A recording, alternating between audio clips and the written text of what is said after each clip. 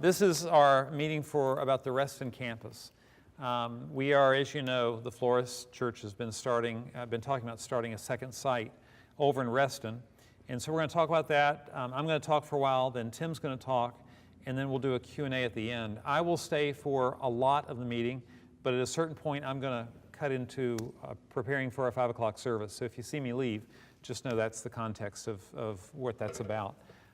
We are taping this, so you saw Stephen Dixon when you walked in. We've got some folks who couldn't come last time or this time because they're traveling.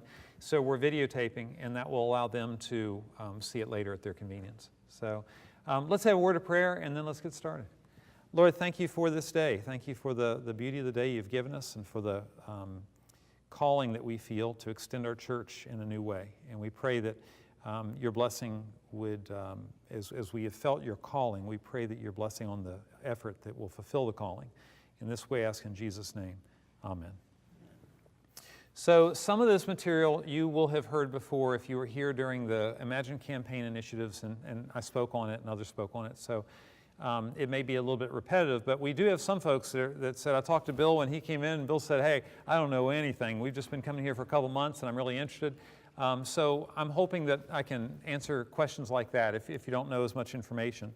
As you all know, Reston is a growing community. Our whole community has been growing for a long time, but here on this side, we're fairly built out, except for the construction that's going on down the street where they're putting in the townhouses by the, straight down Centerville Row on the right, across from Food Line.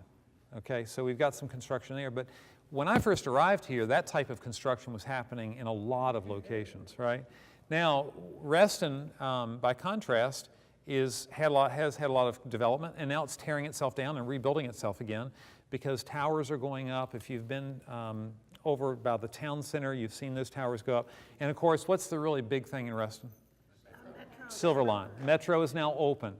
And wherever Metro opens historically, development and redevelopment occurs and more people come. That's, you can go down into other areas of our community and find that same story.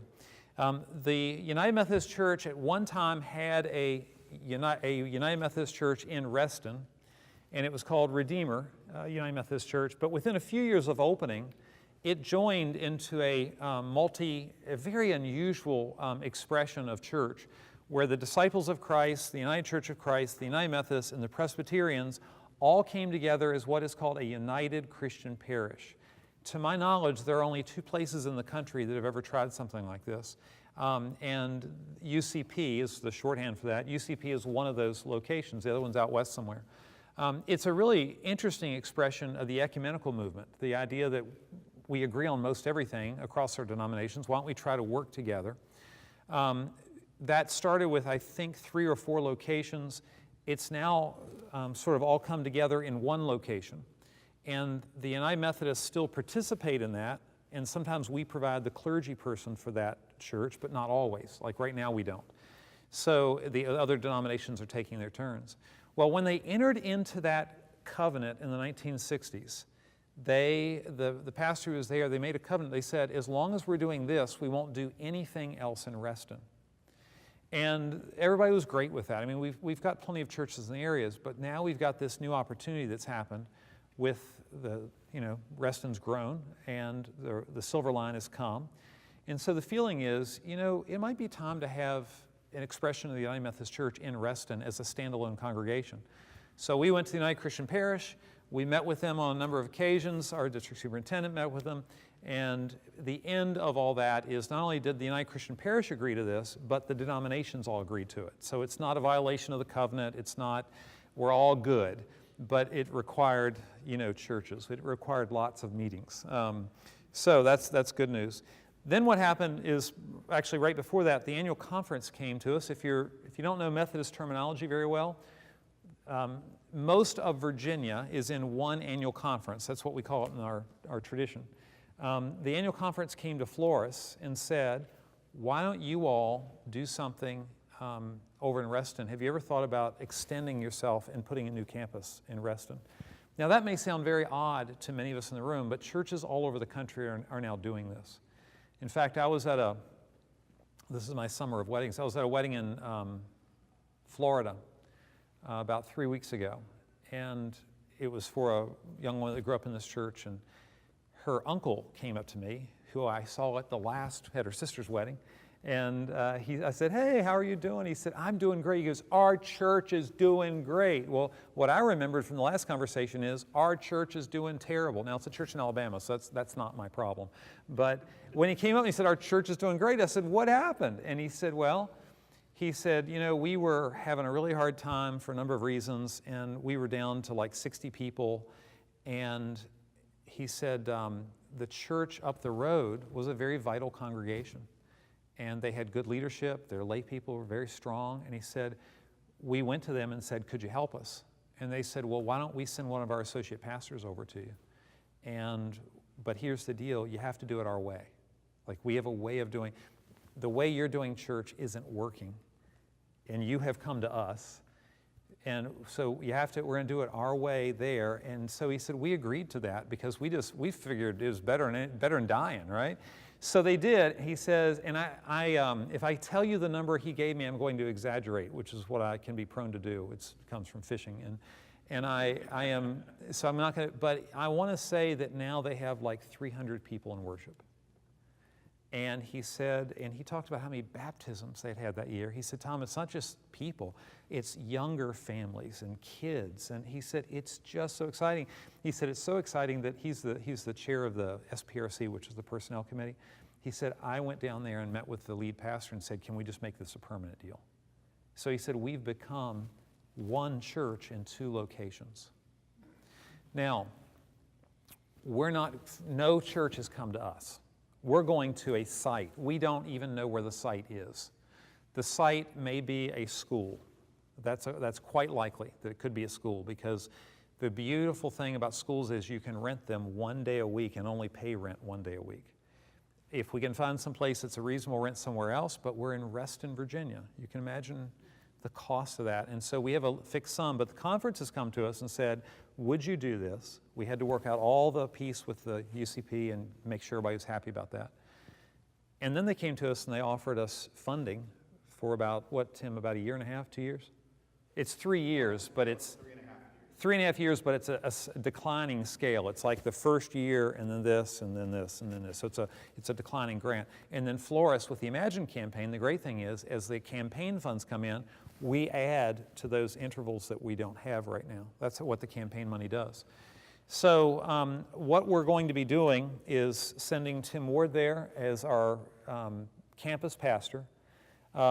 This church will look and feel a lot like Flores. So for instance, a lot of the themes will be the same. You know, think of tell me, what do you see are some of the themes, some of the things that this church talks about a lot, emphasizes a lot, holds as values? What comes to your mind? Mission, right. Reaching out and really blessing people around us. Small groups for discipleship. Children, community service. Somebody else have one?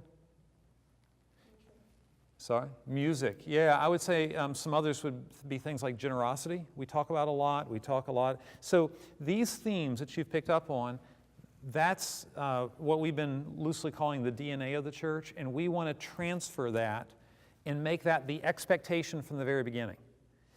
Because we actually think those are factors of health and vitality. We actually think those are the things Jesus tells us to do. So that's why all that will be a part of it. Now, the worship, as you know, here on this campus, we have 4 worship services on Sunday. None of them look alike. 8 o'clock is sort of like a small country church, very traditional music. 9:15, kind of blended worship, band. 11 o'clock, higher traditional worship. You know, we want to hear some music in Latin on occasion. We want to hear, you know, we want a variety of things, but really strong music, handbells, for instance, et cetera, et cetera. 5 p.m., kind of loose. People walking in wearing shorts, band. It's you know, we're always hopeful it's just going to happen and, you know, it'll be good because we're more relaxed at 5 p.m., frankly. So that's what it is. So what Tim will be doing is he'll be working with a worship leader who is not yet identified, and we will figure out what worship is going to look like at that site.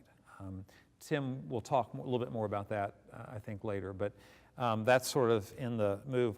We're hoping that the majority of the time, the sermon series that's happening here will also be happening there. When we craft a sermon series and use the same bulletin front for every worship service, as you can imagine, that saves a lot of money. If we do that 4 times on a Sunday and buy in bulk and so on. What we want to do is maximize the things that our church does at each site so that we have that economy of scale that helps us with total cost on things. We also think that the themes that are happening here and there, we want to keep those the same because we want to be one church in multiple locations. We don't want people to have the feeling that, oh, that's Tim's church and that's Tom's church. That's not what we're going for. We're going for Flores United Methodist Church. Now, that new site will not be called Flores. Do you know why? Because it's not, right? A lot of people aren't aware. The name of our church is actually the name of the community. If you go, newer folks tend to go, what's Flores? Anyway, well, if you go up here to Centerville and turn right, the state has put up a little tiny sign. It is this big. And it says, what it says on it? Flores. Flores, exactly. And that's all it says. It just says, it's like, Flores, But yeah, it's like welcome and goodbye. That's it. So the historic name for this community is Flores. Well, you can imagine if we go over into Reston and put up a sign that says Flores United Methodist Church, it'll be very confusing. So we will say it's a United Methodist Church, and we are looking at a name right now that we've got to put in front of the cabinet for approval. You going to talk about that tonight? Sure. Today? Yeah, I mean we can kind of put it out there if you're interested. I don't know. I'm off script now. They always tell me don't get off script. So the point is it'll have a different name, but the name isn't what really matters. What matters is we have one church and we have a common understanding. Here's the great thing. When we start this new campus, we will only do things we can do well. So we can envision starting with some form of children's ministry for Sunday morning, some form of Sunday school, children's programming, whatever you want to call it. But student ministry, that's a hard thing to do well. It's very hard to do that. That's why smaller churches really struggle with student ministry. It's just really hard. So here's the great thing. Imagine Tim on a Sunday morning over in Reston, and he says, now, our student ministry is going to be held today at 5, 6 o'clock. It's going to be over at the Flores campus. And up on the screen comes a map for people that have never heard of this site. And they say, go over there. Well, you know what? I take my kids all over this community for everything. It's not that big of a deal for a parent to think, oh, I'm just going to drop them off over that building.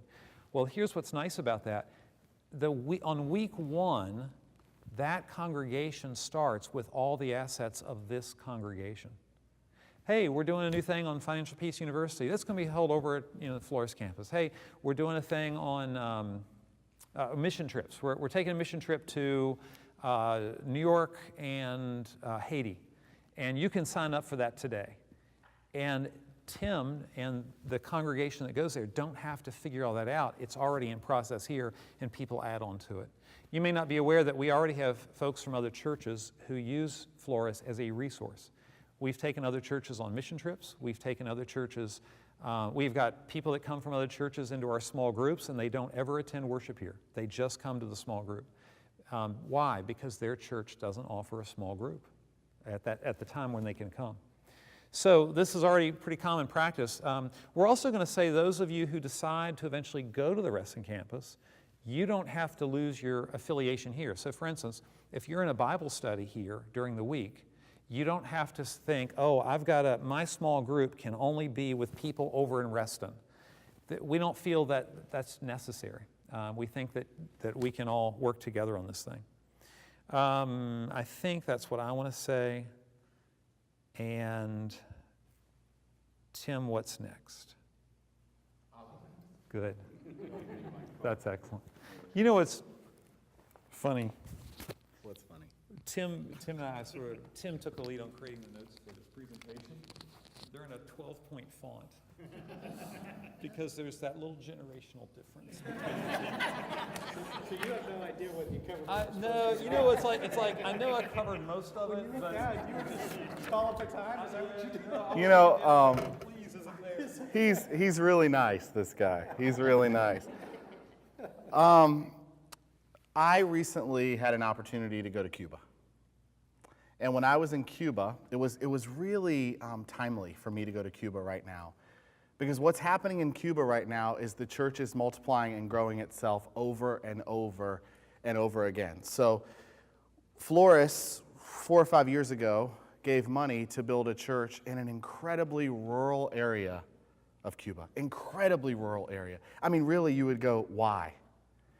We visited my second night we were in Cuba, we visited this church, and it was fully packed, people sitting on cinder blocks in the back because there aren't enough pews, because the people of that community decided they wanted a church in their community, and they decided they were going to go and invite all their family and friends. They decided it was important enough to reach their community that they were going to do whatever it takes to invite people. So I ran into this guy. He's telling me this story in Spanish, and I'm paying really close attention to hear. He said, for months, my family kept saying, you got to come to church with us, you got to come to church with us, you got to come to church with us. And I kept saying no until finally they told me, you got to come to church with us, and I came, and I haven't stopped coming. He said, it has absolutely transformed my life. Now, never once did he say they shared their entire faith story and what happened, and they told me everything from the beginning of creation to understanding who Jesus is. He said, they invited me. Over and over again, they simply invited me, and eventually I said, okay, I'll come. We are looking for people who have a heart and a desire to be invitational. To say to their friends, to say to their community, hey, we got this thing going on, and I'd love for you to be part of it. To say, I want to know you, and I want to be in relationship with you, and this is something that I do, so I want to invite you to come and be part of it. We've been using this word missionary, and I realized when I first started using the word missionary with people, there was a couple who came to me, and they were like, we've never been missionaries before. We don't know what that is. We want to do this, but we don't know what missionaries are.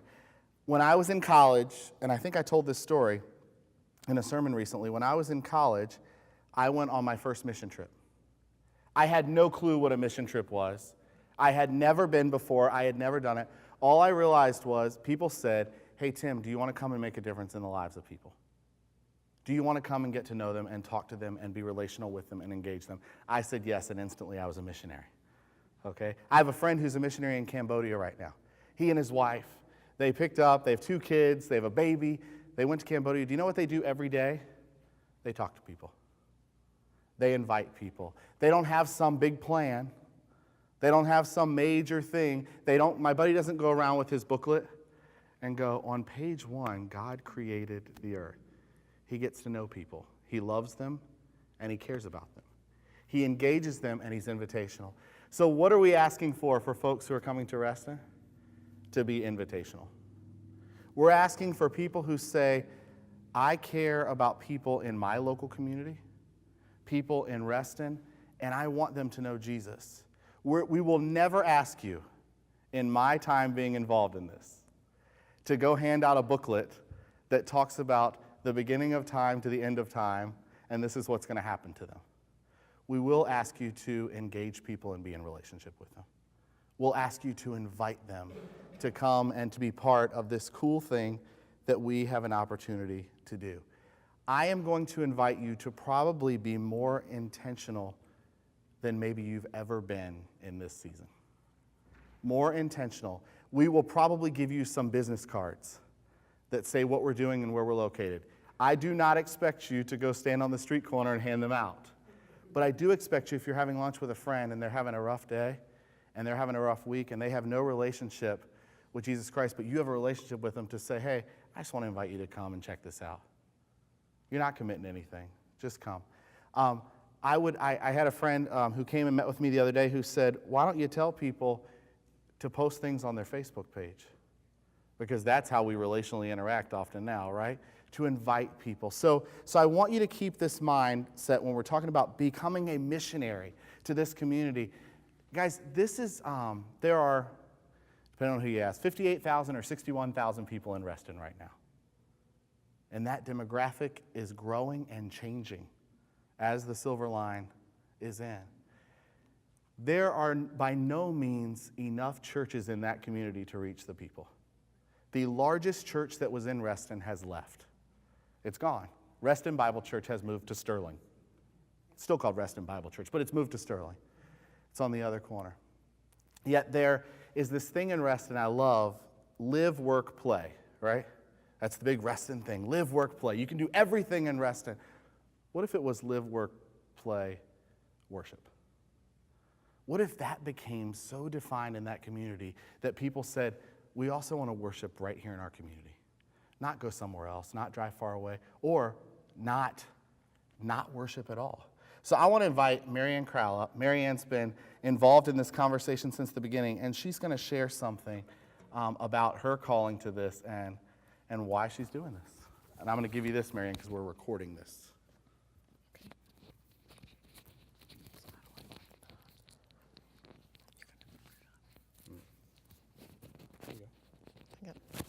You just hold it or whatever. Right. Hello. It was not until I needed to know that I looked into what it takes to become a United Methodist minister.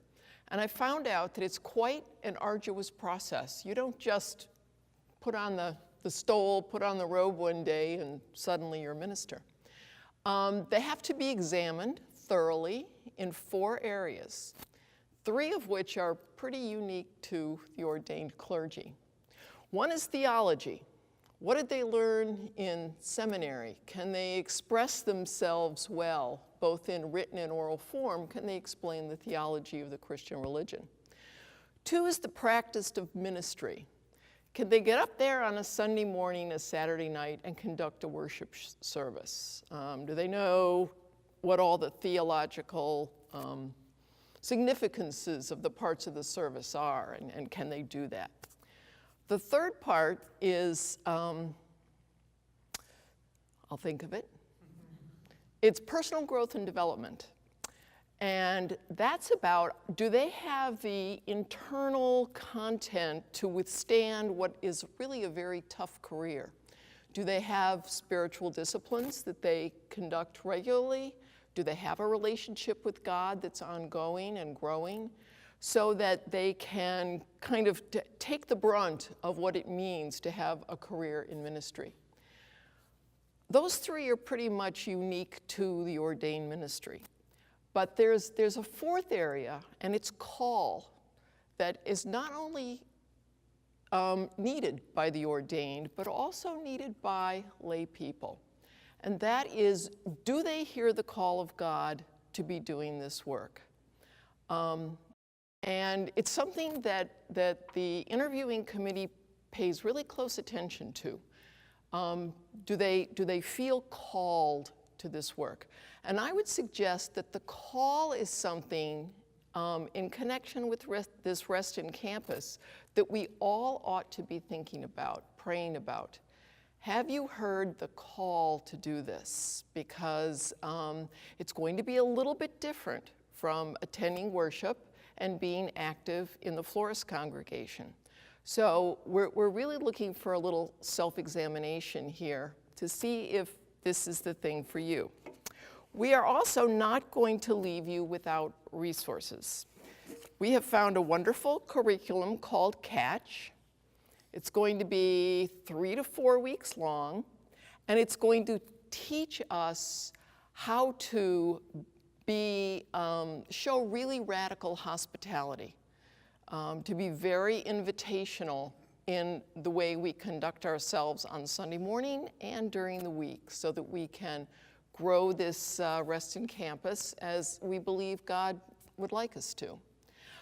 We are going to try to offer 3 sessions of this in the fall, and we'd like everyone who's planning on attending the Reston campus to attend one of those 3 or 4 week sessions. So we're going to start on Tuesdays on September 9th. If Tuesday works for you, that's great. We're also going to do a Monday night one starting October 20th and a Thursday night starting November 6th. So hopefully everyone is going to be able to fit at least one of those into their schedule, and we will exchange ideas on how we think we can be radically hospitable and get some ideas from the curriculum too. So that'll be great. One of the things we're going to do in the course, and I'd like to throw out this challenge for everyone, again, who is seriously considering the Reston campus. We're going to ask you one Sunday not to come to Flores to worship, but go to another church in the Reston-Herndon community. It serves a couple purposes. One is to let you know exactly what it feels like to be a first-time visitor. Many of us have been at Flores for a long time, and we forget that we walked in and we didn't know anybody, and we didn't know where the restrooms were, and we didn't know what the order of worship was. So just to kind of remind ourselves of that feeling of the first-time visitor, I think is important. The other thing that we're going to ask you to do is fill out a little forms with the things that that church did that helped you feel more comfortable, and then the things you wish they might have done to make you feel more comfortable. So that we're going to get kind of some do's and don'ts from the other churches. We're going to ask you to go either as a single or possibly a pair, but not in a large group at all, because we want you to go and, you know, really feel what it's like. So, I'm very excited about the Reston campus. I live in Reston, have for 27 years, and I'm looking forward to driving 5 minutes to church instead of 15. So there's a matter of practicality, or not, or for Chris, maybe not at all, right? So thank you, and we look forward to seeing you.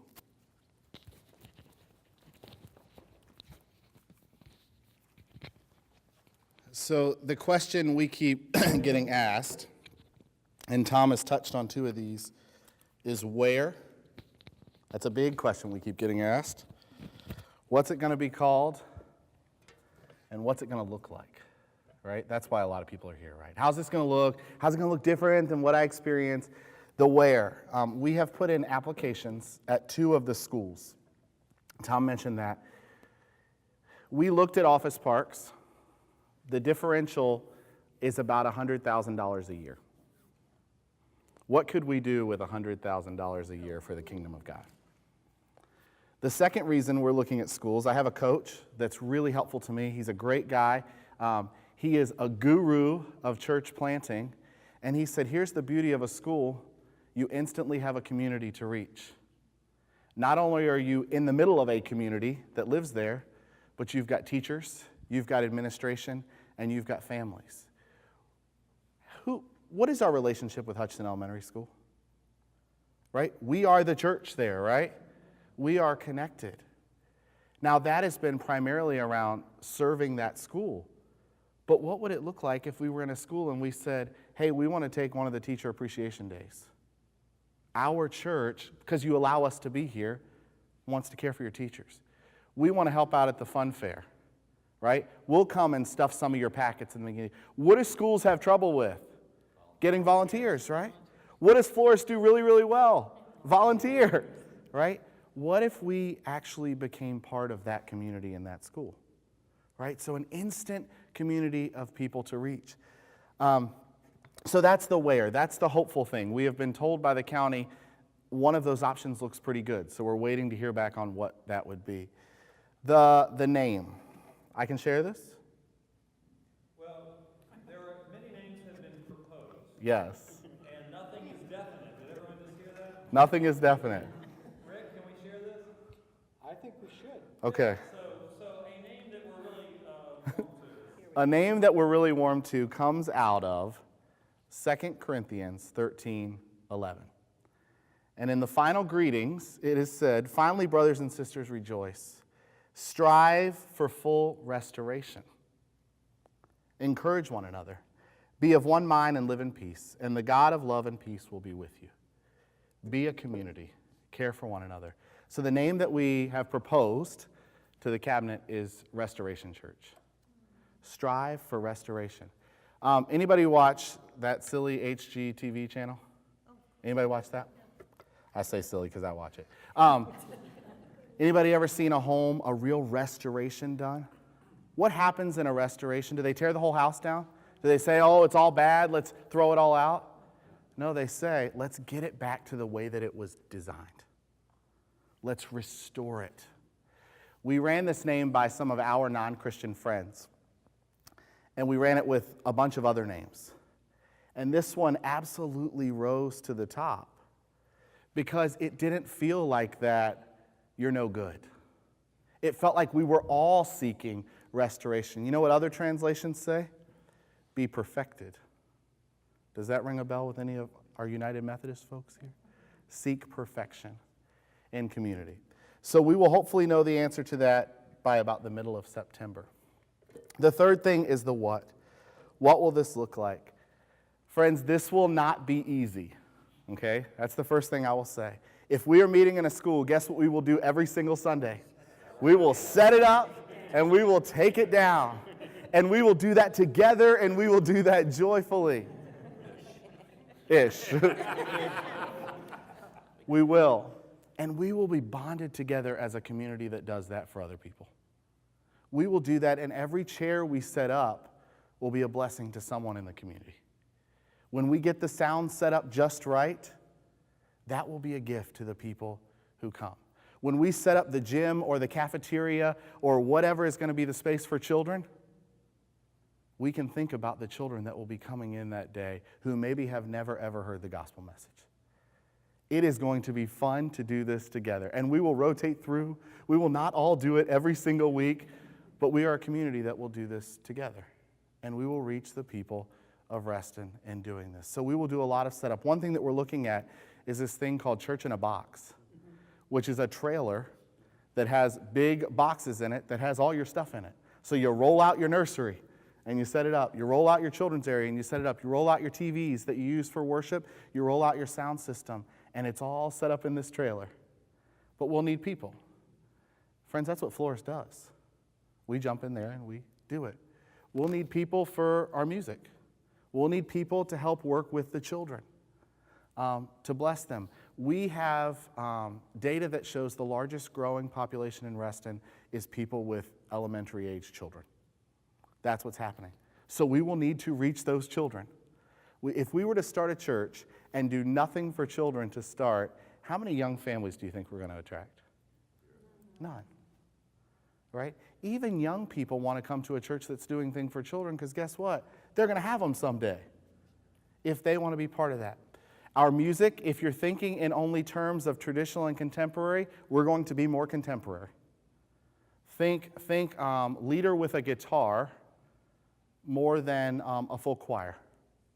Okay? Mary Ann, I wish she was still here because she could speak to this. When we first started talking about this and I asked her to pray about this, she said, wow, I really love traditional music.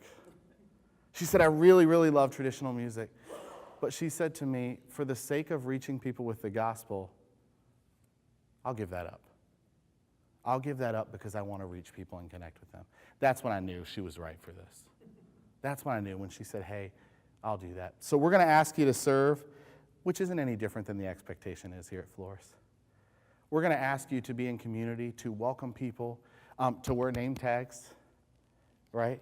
To engage one another, to invite our friends, to share what's going on and what's happening. I will tell you, I love this church. I love this church because I have had several people that have come up to me and said, we're all in and we'll do whatever. Not, I'm only going to do X, I'm only going to do Y, but I'm all in, I'll do whatever. Whatever you need. Now, I wanted to take just a minute right here. I wanted to ask Dick Egan to share for just a minute. Are you comfortable doing that? Yeah. Okay. We had a conversation the other day about Dick has been involved in church planting. He has seen from Vienna Presbyterian, he has seen churches plant. And he said that he would share for just a minute about having a heart for the community, about having a heart for those. So I wanted to see if Dick would just come up and just share just a minute, if you'll do that. I've been really blessed in my... Let me give you this so that they'll get you on that. I've been really blessed in my faith career to be involved in church planting and faith community planting. And the challenge is coming out of a denominational background, there was sort of methodology to do that. And so there was a little plot and plan. Well, the world order has changed so much. And if we discovered something, it really is, what is a church? And a church is a community. And what we're building is faith community. And so it's all about relationships between people and how God is calling us together to be united in community in Christ. And unfortunately, a lot of churches are not like that. And people do not feel very welcomed, very part of.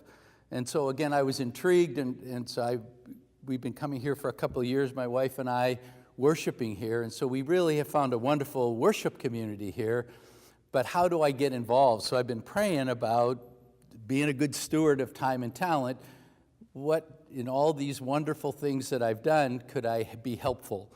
A year or so ago, I started a faith community in Heritage Hunt, in a senior community, which by rules and regulations would not allow a faith community there. And so we did it under the scripture of Mark 12:30, which is, love the Lord your God with all your heart, mind, soul, and strength, and your neighbor as yourself. Well, the first part of the loving the Lord part of people got that. But actually, when you got into loving your neighbor, it was like they didn't even know who their neighbor was. And if you've ever been in senior communities, they're right next door to each other. But they're so self-centered, they're so recreational in just how they think and what they're told and the excitement about their life that they don't think about the needs next door.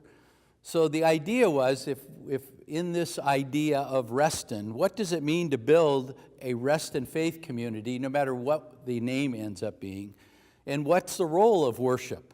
And what's the role of small groups? And what's the role of fellowship and outreach and all the different things you do, but with that heart of what it means to be in Christ-centered community. So anyways, that is where I am in my faith walk right now, and looking forward to as you are called to join this community, to then talk about how God has called you and where you might fit in, to whether it be in small group or outreach or special events. And anyway, so that was the conversation.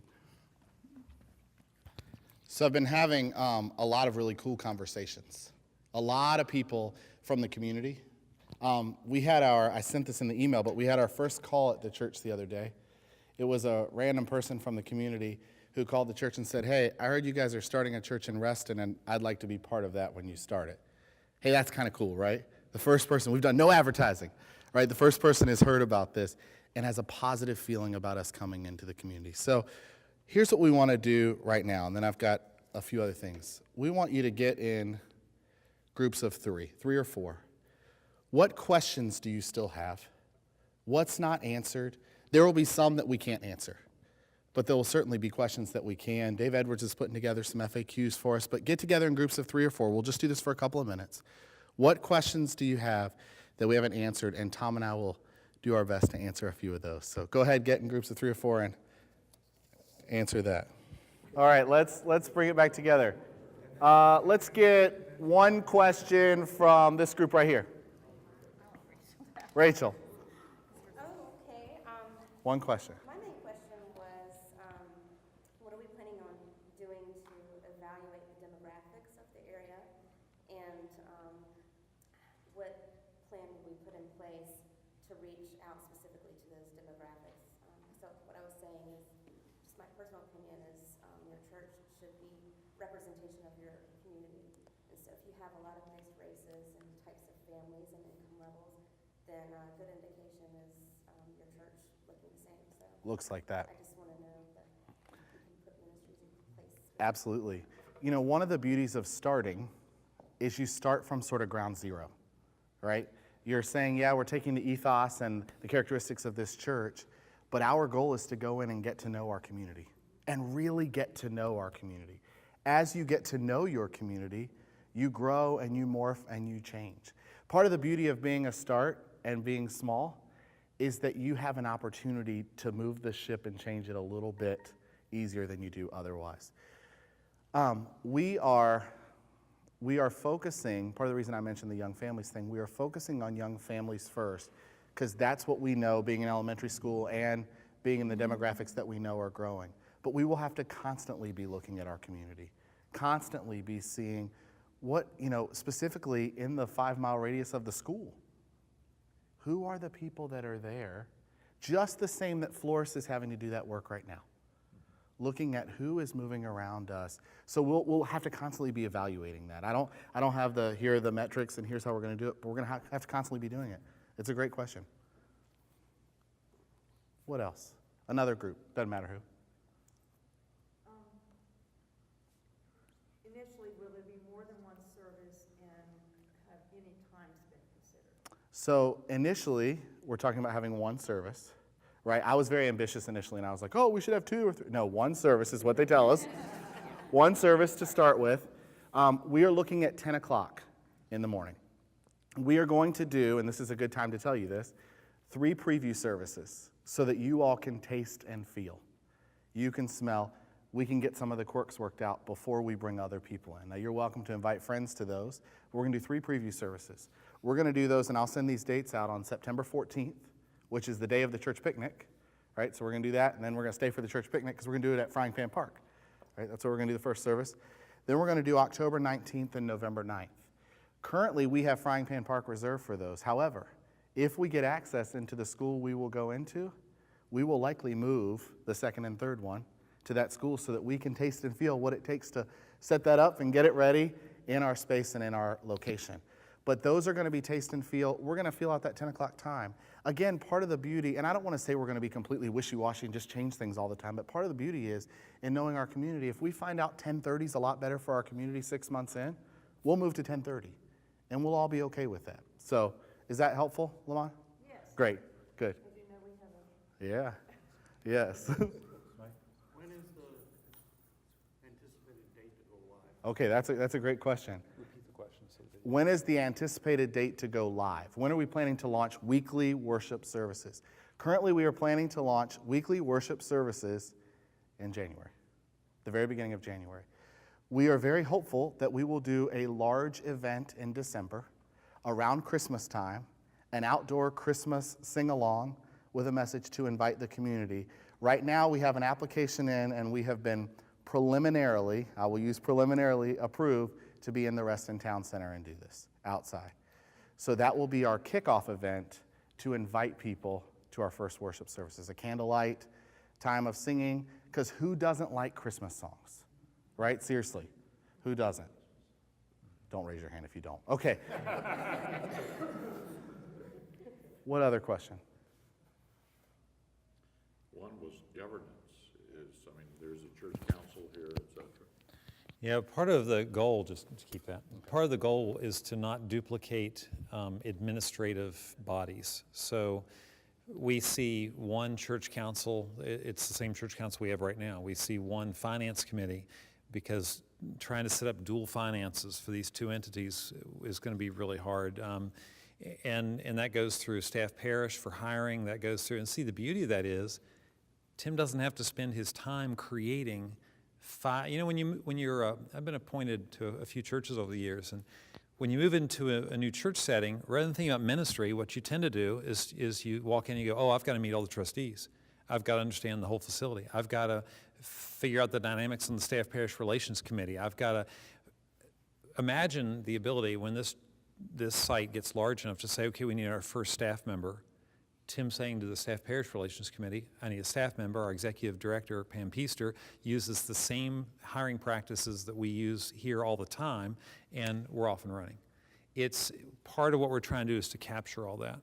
Now, we do think that there will be a team of people that will be in a decision-making mode there, and you might talk about that. Yeah, we're calling those folks the champion team, right? The champion team for what we're doing in Reston. I don't have a desire to simply have a group of people that want to sit around and make decisions. We have a governance board. We have that here. What I desire is a group of people that say, I want to champion getting people involved.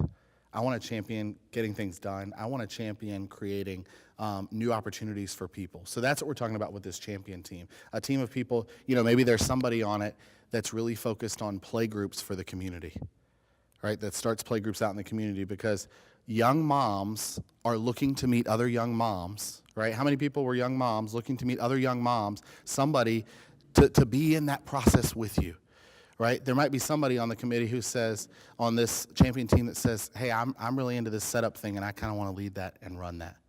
So we're kind of looking for that sort of thing. Part of this goes back to sort of an evolution we've had here at Flores in the time that I've been here, and I think it's an evolution in churches in most places. It's not just here. When I came here, being on the committee was how you were really active, like being on the staff parish committee or being on the church council, because my goodness, there wasn't a decision made in this church that didn't have to go through 3 committees. We have really shifted, we've put decision-making in the hands of people who do ministry now, and we have a very high trust level. So in this church, there's a whole lot of things happening every week that I don't know about, that the church council doesn't necessarily, they know it's happening, but they don't know the detail of it. And the reason is the people doing the ministry are empowered to make decisions and do ministry. And because of that, we are now much more nimble, we're much faster, and frankly, you know what I found? People don't like committee meetings very much. Like that's not, you don't live for the second Tuesday of the month, from 7 to 9 when I get to go to this committee. Now, committees are necessary, but what Tim just described is a focus on ministry. Hey, we need to start some play groups. Are there a couple people who want to do that? Yeah, okay, let's talk about what's the 40-acre fence in which you get to make your decisions, but now that we've defined that, go and do. We do a lot more of that here than we've ever done, and we're going to see that here. What else? Sure. You mentioned about, Mary Ann mentioned about the 3 sessions about the outreach and this meeting here and some major dates that you just talked about. What is the plan to keep people engaged on how the steps are going and understanding what's coming up next and being, kept in the loop in essence? So the beauty is, if you're on my email list, you've probably already heard from me once or thrice. Welcome to my email list. You will stay on that. But even more than that, once we start having these preview services especially, we will have opportunity to sit down after those times to have discussion about where we're going next and what we're doing. In addition to that, we're going to need people, you'll have these yellow cards, and I'll tell you about it. When you get more sort of specialized, you'll be having those meetings yourself with your teams and doing things like that to set up. One of the things that was recommended to me the other day, and if you're not on Twitter, this isn't going to be helpful to you, but you can always check out the website because it pulls our Twitter feed as well. For us to create sort of a Twitter diary of this thing as we go along, to tweet how this is progressing and how this is growing and how it's changing, because people will want to go back and look at the evolution. But as a church, we will be able to see how we're doing that too. Some of you are like, Twitter, what? Right? That's why I said you could go, who's heard of Twitter? Okay, all right, there we go.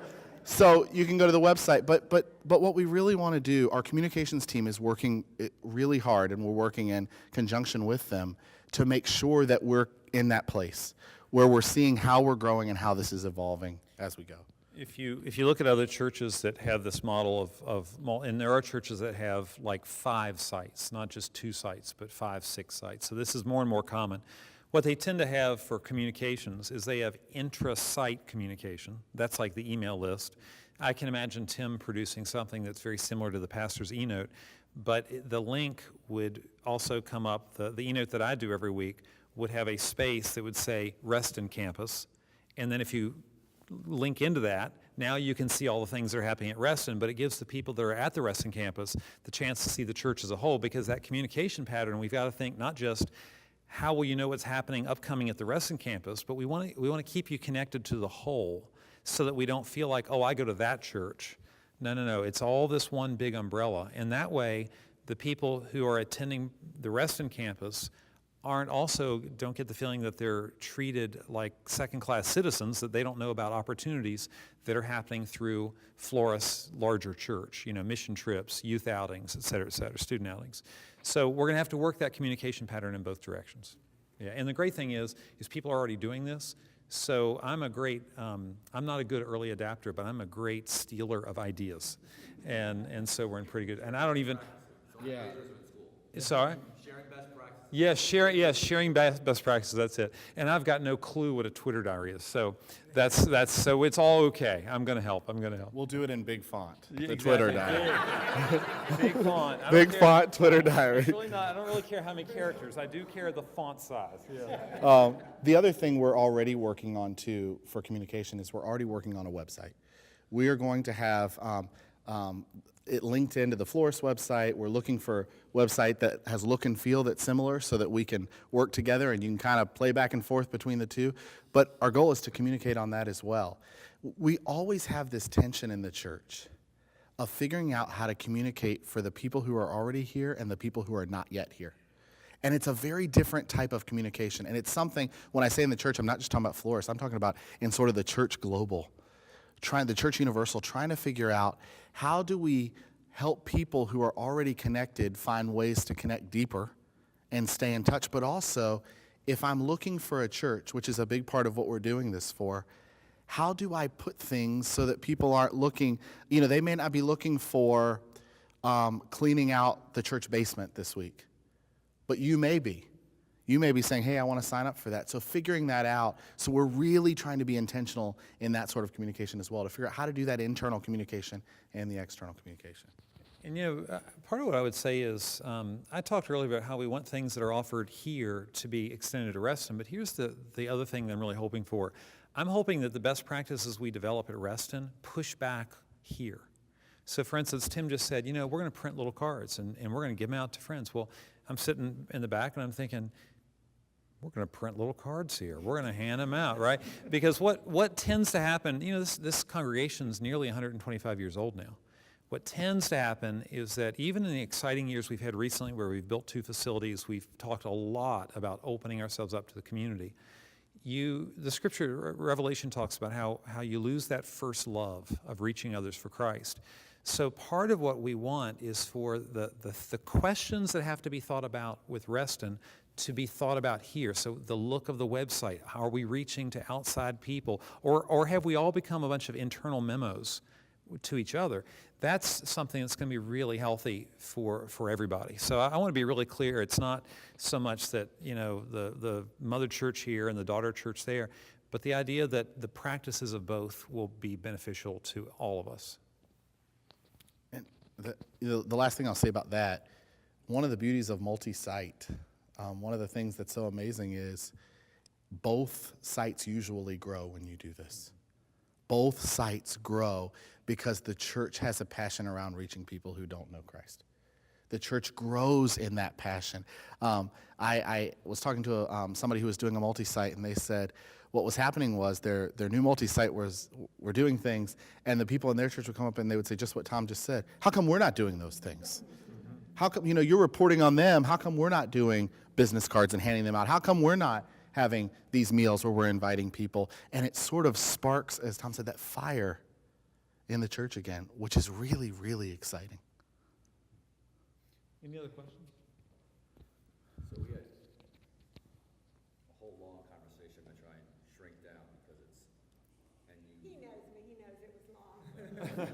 He knows me as well. Does anybody need to get home soon? Let's look. Look, we totally get the concept of trying to take what's here and share it, and sharing administration, sharing governance, got it, whatever, right? There needs to be, we feel, opinion, there has to be something unique about that place. It can't just be Florist 2. And there has to be a pull there. Otherwise, it becomes a great way to get people to come, learn about Florist, come over here for facility, figure out the facilities are much better, and they came over here. And if they ultimately come to Christ, who cares what building they worship in? Let's be clear. But there needs to be a identity that's shared, but also a little separate. And maybe that's around the intimacy that we can create in a smaller congregation that you can't really create here. Well, you have to be careful of that because then what people start doing is saying we don't want to become a larger congregation. And that becomes, that's how, frankly, that's how most of our United Methodist churches function right now. No new people, we're full. Yeah, there's sort of the sense where when the new family walks in, you go, well, we've lost the intimacy, when those people showed up. So I think it's a fair thing. Here's what other churches who have done this type of thing have said. One, you're taking a certain passion.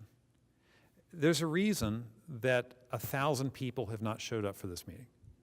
It's because the people who show up for this meeting and the last meeting that we had, which was a little bit larger gathering, actually, we're kind of blown away. There are 25 people here today. We did not, Tim, when I walked in, Tim goes, it's going to be like 13 people, you know, and like, well, look at that.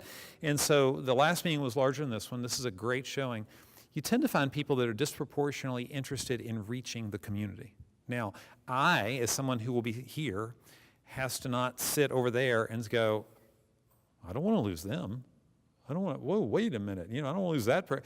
Lose. You hear that? That's a very bad word to have in your brain. It's deployment.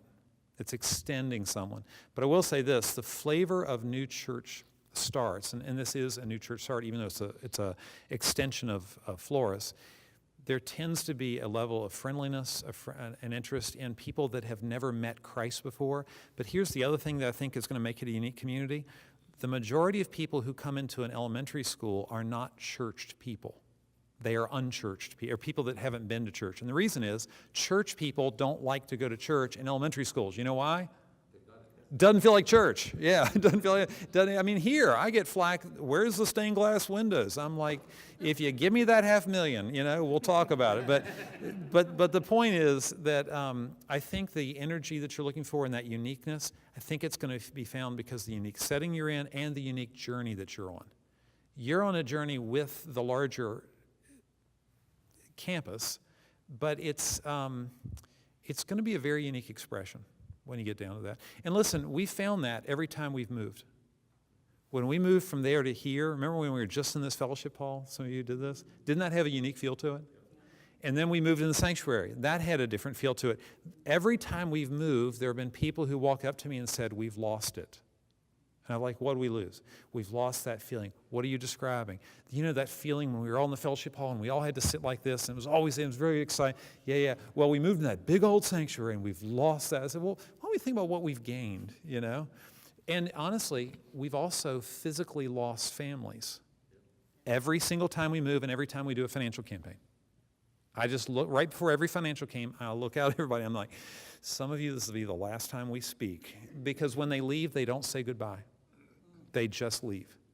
And I've never really understood the dynamics around that, especially this time, but it's just true. Well, part of what's happening is you're signaling to people clearly what you're about. Like we said, there are 5 initiatives. This is clearly what we're about. People look at it and they go, I'm not about that.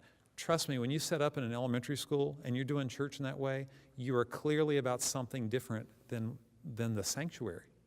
As common as much as we share in common. Does that make sense? So I think that's what you're going to find. I'll add to that later. Really, as we, you know, when you take the DNA, we're about excellent worship. Our worship won't look the same, right? The end goal is still the same, excellent worship that people can connect with God, but it'll look differently. We're about community, and community will look differently in the Reston community than community will look here. But you're right, we kind of got to figure out what that is.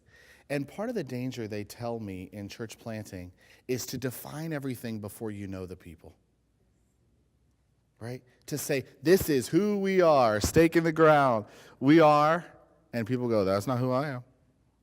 I've never been that person. I've never been that person. I have a real desire, this church has a real desire to meet people who are currently unchurched. Doesn't mean they've never walked in a building. There are lots of reasons people become unchurched. Has anybody here ever been unchurched? Right? I was unchurched for a time. There were lots of reasons I was unchurched.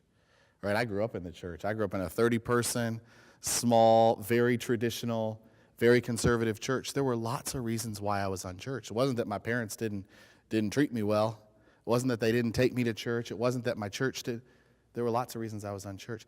There are some people today in our culture who have never stepped foot in a church and might never step foot in a physical church building because that's just not for them. So I think there's lots of ways that'll be I expressed. think we're going to see transfers back and forth too. I think once this thing gets up and running, there's some people sitting in that sanctuary right now, they're going to say, I want to try that elementary school thing because I miss the old days of the fellowship hall.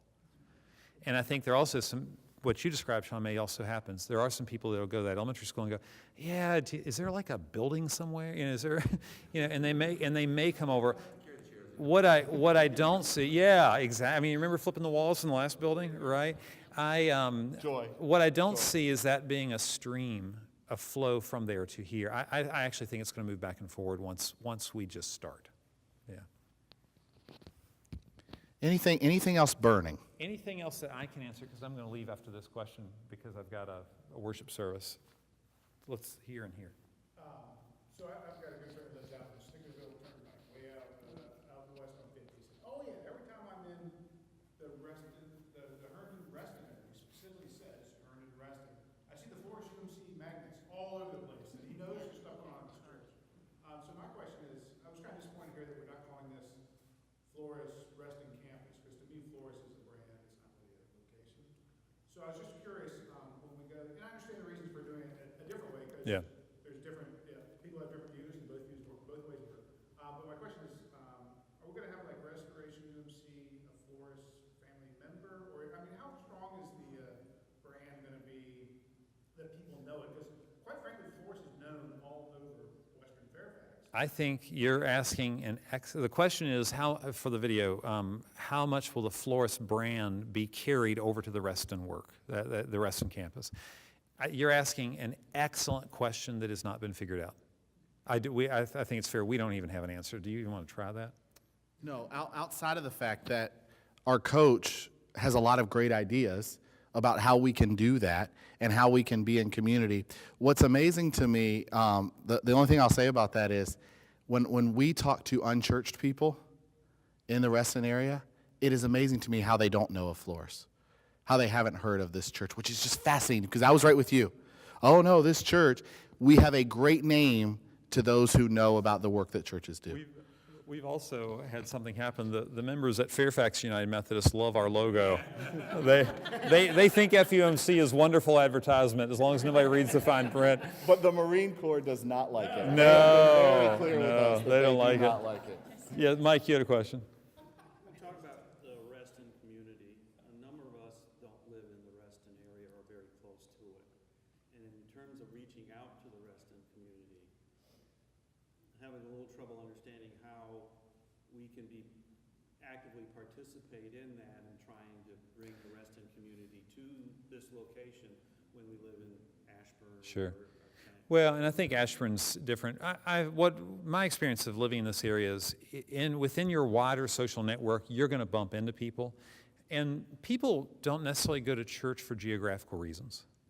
You're going to talk to some of your social network, and you're going to say, "We're doing this really cool thing. We're starting up this little place, and it's going to be in an elementary school, and it's a very wonderfully tight knit group." And you're going to talk to some people that live even in Ashburn who will go, "I want to do that." Some of those may be people that have done church plants in the past. Dick and Cheryl would be a great example of that. They know the energy of a church plant and the excitement of it. Some people, though, in your social network really do live in Reston or close to there, and you may bump into people. That'll be a different opportunity for a different reason. So it's like everything else when you're trying to recruit somebody. You have to figure out where all the crossover points are, and I think that's how you'll be helpful. Yeah. The big thing too, I think, is where you eat, where you shop, where you connect. Susan and I were with some friends recently at Jackson's restaurant in Reston. And we were sitting there at dinner, and we had this waiter that was just amazing. I mean, he was, when you have a really good waiter, and you go, wow, they were really good. And at the end of dinner, we were doing this video. I don't know if you remember, Tom did a sermon one time where he had a couple of waiters who were in a video. One of those waiters was our waiter we ran into at that restaurant that night. Because Susan and I just said, hey, we go to this church down the street. I happen to have business cards already for this church. And I said, hey, could you just contact me? We'd love to have you maybe come over and be in a video and come check out our church. I live on the fringe of Reston, right? I live in the Herndon part of Reston, right across Fox Mill Road. But we simply ate dinner at a restaurant, and at the end of it, I said, hey, this guy's a really cool guy. I'd like to invite him to come be part of what we're doing. Now, I don't know if he's come back, but he showed up for the video. He came. He checked us out, and it was a simple invitation. There was no, I did not tell him about Jesus that night. I invited him to come to church. But it was, that's been the big question, because we have folks that live in Reston that want to keep coming to Flores. And that's fair. We have lots of folks that live in Herndon that want to go to Reston. We all interact with all different people all the time, but that's a great question. Anything else? Yeah, sure. Tom talks about deployment. Mm-hmm. Your deployment to this new church. Right. Does it have a definite time frame in which are you committed for 2 years, 3 years, 4 years, or whatever? So I am an itinerant United Methodist pastor. That's where I'll start for anyone watching the video. The other thing I will say is I have been put in this assignment for at least 3.5 years. If things go well, if we grow a church, I'll be there for a while. That's been made clear to me. But I'm a United Methodist itinerant pastor, which means next July, anything could happen. But I don't think it will. But that's a very fair question. Absolutely. Yeah. Dave. You mentioned, the Reston Herndon community. There's a North Reston and a South Reston.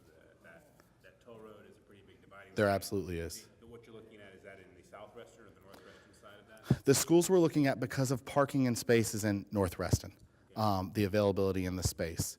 There was one school that we looked at in South Reston that, we're looking at Langston Hughes too, which is technically in South Reston. So I guess we're looking at one in each. We are not looking in North or South because we're saying we need to be in that area. North Reston is a little further from Flores, so that's the benefit of being in North Reston. We looked at a couple of schools in South Reston that were available, and our issue was parking more than anything. We do not want to start with a parking problem. But, yeah.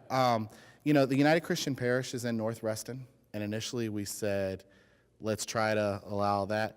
But we're going for where we feel God might be opening up doors and spaces to be. Yeah. Dave? I just want to make a comment. I started a new job working downtown the week the Silver Line opened. So I've been commuting downtown through the Silver Line. Right. And there is a huge energy in that area. There is. And it's not just people going into town, it's people coming out. from Right. there. There's a ton of people coming out this way. Right. I think it's a perfect time, because there's just like a different feeling in that area now than there was because of the metro. And once the second phase opens up, it's going to be amazing. It's going to be one right at Reston Town Center. Yeah. It's a very interesting time. It really is. I met with a real estate developer 2 weeks ago in Reston, and he was telling me that he believes this will transform the Reston community so much. Not only people living in Reston and going out, but the coming in, as you say, that it'll be a reverse commute community, but also that Reston will become more of a walking and biking community than it already is. Because the roads can't handle that much more, friends. And they're building 20,000 condominiums in Reston. That's what the current plan is, 20,000. 900 units at the metro station alone. 900 living units right there at the metro station. So his encouragement to me was to think more about how Arlington has transformed into a walking community and some of the differences there than to think about the Vienna station, for example, and the differences there. Reston really is this unique community, and he was really helpful to talk to because what he said was, Reston is a multi-use designed community. So what that means is in the town center you can live, you can have office places, you can have stores, and you can have restaurants, all in the town center. There are very few other communities around where that can all coexist because of the zoning. So I was saying, tell me why South Riding this isn't happening, and it is happening in Reston. He said, South Riding is all designed housing, industry, retail. So it's not all coexisting. So they're just interesting conversations for me to see how the area is changing and growing. But you're right, my father-in-law's been taking the metro every day. According to Susan, now if this isn't right, you can talk to her, they're already at 2/3 of their goal for use between now and the end of the year. They said they are already at which is just amazing to me. It's absolutely amazing. So for those who are watching on the video right now, this card that we just passed out that we've given to everybody, this is a card if you want to be committed to the Reston mission team. You can find this card. It's available. It'll be on the website along with this video. How would you like to be involved? Are you interested in being part of a small group? We're just trying to gain some information about commitment and being part of this.